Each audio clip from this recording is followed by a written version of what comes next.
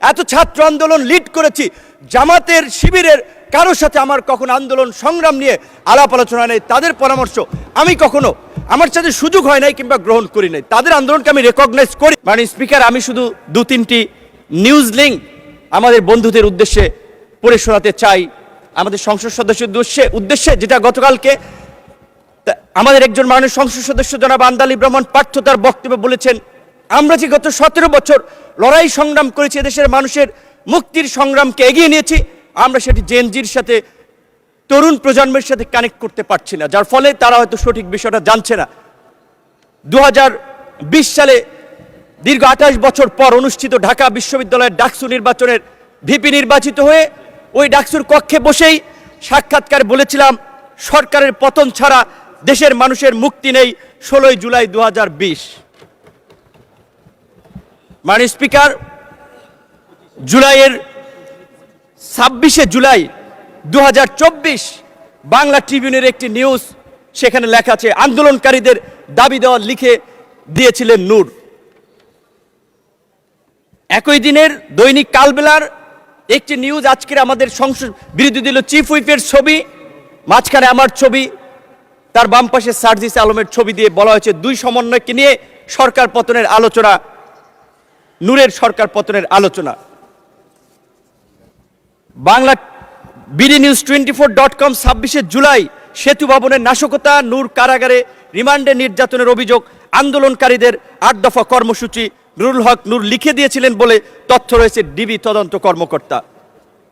2 August 2024 আদালত প্রাঙ্গণে নূর সরকার পতনের 10% ধাক্কা দরকার, প্রশাসনের আন্দোলন ঢুকে গিয়েছে। শুধু এই কথাগুলো তাদেরকে এই কারণে স্মরণ করিয়ে দিয়েছি, আমরা যে লড়াইটা করেছি, আমরা যে সংগ্রামটা করেছি, এই সংগ্রামের পেছনে কত মানুষের অবদান, কত মানুষের ত্যাগ, সেটি আমাদের তরুণ বন্ধুরা হয়তো জানে না।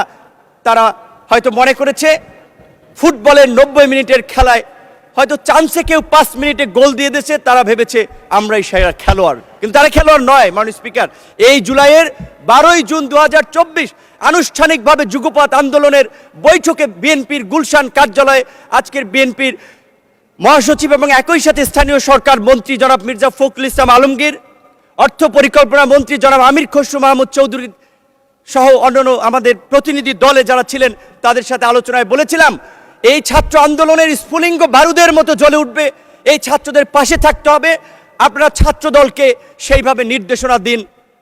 তারা সবসময় আমাদেরকে বলেছে, তোমরা যখন যেভাবে সহযোগিতা চাও ছাত্রদল প্রস্তুত থাকবে। ভারতের শিলং অবস্থিত সালাউদ্দিন আহমেদ, আমি তাকে রেসপেক্ট করি, তার সাথে যে কয়েকবার কথা বলেছি, অত্যন্ত বিজ্ঞ লার্নেড মানুষ মনে হয়েছে। রাতে প্রায় তার সাথে কথা হতো 10 মিনিট 20 মিনিটের মতো। তিনি দেশ, জাতি, তরুণ প্রজন্মের দায়িত্ব নিয়ে কথা বলতেন। ঢাকা বিশ্ববিদ্যালয়, একই বিশ্ববিদ্যালয়, আপনিও একই হলের, সেও সিনিয়র, সেই সুবাদে তার কাছ থেকে পরামর্শ নিতাম। এই জুলাইয়ের মধ্যেও তার সাথে এমনকি এই 8 দফা যেটি আমি লিখে দিয়েছিলাম আমার আন্দোলনকারী বন্ধুদেরকে, সেটিও সালাউদ্দিন আহমেদের সাথে পরামর্শ করে আলাপ করে। মাননীয় সদস্য, আসলে সময় তো শেষ হয়ে গেছে, তারপরে আপনি কোঠা আন্দোলনের অন্যতম পথিকৃত, ডাকসুর সাবেক ভিপি, সব কিছু বিবেচনায় নিয়ে আপনাকে আর 3 মিনিট সময় দেয়া হলো। দয়া করে 3 মিনিটের মধ্যে আপনার বক্তব্য শেষ করবেন। ধন্যবাদ আপনাকে। মাননীয় স্পিকার, যদি একটু বাড়িয়ে দেন, এটা হচ্ছে আমার প্রথম একটা বক্তব্য এবং ঐতিহাসিক এই সংসদে এই সময়ে কিছু কথা বলা দরকার, যেই অব্যক্ত কথা অনেকেই জানে না। ঠিক আছে 5 মিনিট, সর্বমোট 5 মিনিট দেয়া হলো। 5 মিনিট। মাননীয় স্পিকার, আপনি জানেন আজকের সংসদ নেতা বিএনপির চেয়ারম্যান জনাব তারেক রহমানকে 111-এর বিরাজনীতিকরণ প্রক্রিয়ার অংশ হিসেবে দেশ তাকে বাধ্য করেছিল, কিন্তু সুদূর প্রবাসে নির্বাসিত থেকেও তিনি দেশের সাথে, দেশের নেতা কর্মীদের সাথেই শুধু ছিলেন না, অপরাপর রাজনৈতিক দলের সাথেও সম্পৃক্ত ছিলেন। যেই কারণেই 2022 সালের 30শে ডিসেম্বর আনুষ্ঠানিকভাবে 31টি দলকে নিয়ে সরকার ও শাসন ব্যবস্থা পরিবর্তনের 1 দফার যুগপৎ আন্দোলন সূচনা করেছিলেন।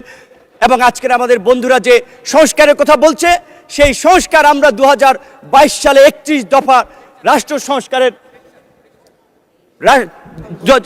রাষ্ট্র সংস্কারের সেই রূপরেখা দিয়েই আমরা আন্দোলন করেছিলাম।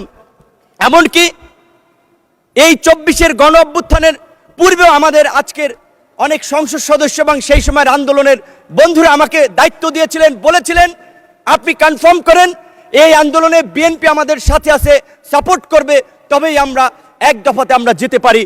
তারই ধারাবাহিকতায় আমি যেদিন গ্রেপ্তার হই 19 জুলাই দিবাগত রাত 20 তারিখে পড়ে গেছে, সেদিন আজকের আমার ডান পাশে বসা মাননীয় তথ্যমন্ত্রী জহিরুদ্দিন স্বপন তার মোবাইল ফোনে আমির খসরু মাহমুদ চৌধুরী, বিএনপির প্রেস উইংয়ের কর্মকর্তা সাইরুল কবিরের মাধ্যমে বিএনপির মহাসচিব আজকের এলজিআরডি মন্ত্রী, তাদের সাথে কথা বলি।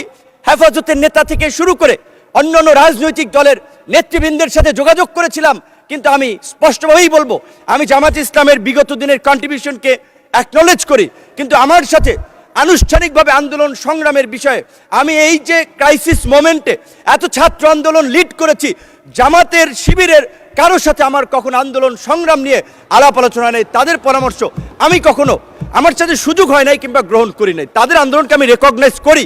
কিন্তু আমি শুধু এইটুকু বলছি যে আজকে যখন জুলাই নিয়ে কথা হয়, জুলাই নিয়ে বিকৃত তথ্য উপস্থাপন করা হয়, গতকালকে এবং তার আগের দিনও আমাদের একজন সংসদ সদস্য এবং এই সরকারের প্রতিমন্ত্রী জুনায়েদ সাকি বলেছিলেন যে জুলাই সনদে পরিষ্কারভাবে বলা ছিল যে এই বিষয়গুলোতে আমরা একমতে পৌঁছাতে পারছি না, রাজনৈতিক দলসমূহ সেগুলো জনগণের কাছে নিয়ে যাবে, জনগণ যার পক্ষে ম্যান্ডেট দিবে তারা তাদের মতো করে করবে। তো আজকে জুলাই সনদ যে ইস্যুতে বিএনপির দ্বিমত ছিল, নোট অফ ডিসেন্ট ছিল, সেটা বিএনপি বাস্তবায়ন করবে, এটাই স্বাভাবিক। কিন্তু এটাকে মিথ্যা, সত্যের সাথে মিথ্যাকে জড়িয়ে আমি মনে করি এই অপপ্রচার অন্তত আমাদের বিরোধী দলের বন্ধুদের করা উচিত নয়। এই সম্পর্কে আমি, তারা যেহেতু কোরআন হাদিসের রেফারেন্স মাঝে মাঝে দিয়ে থাকেন, তাই আমি একটি আয়াত দিয়ে আমি তাদেরকে বলতে চাই, যেটি সূরা বাকারাতে বলা হয়েছে, অলা তালবিসুল হক বিল বাতিলি ওয়া তাকমুতুল হককে ওয়া আনতুম তাআলামুন, অর্থাৎ তোমরা সত্যের সাথে মিথ্যার মিশ্রণ করিও না, জেনে শুনে সত্য গোপন করিও না। সুতরাং আমার বন্ধুদেরকে আমি বলবো, আজকে বিএনপি এবং তার জোট সঙ্গীদেরকে যেভাবে সংস্কার বিরোধী হিসেবে উপস্থাপন করা হচ্ছে, সেটি মোটেই একটি সুস্থ ধারার রাজনীতির লক্ষণ নয়।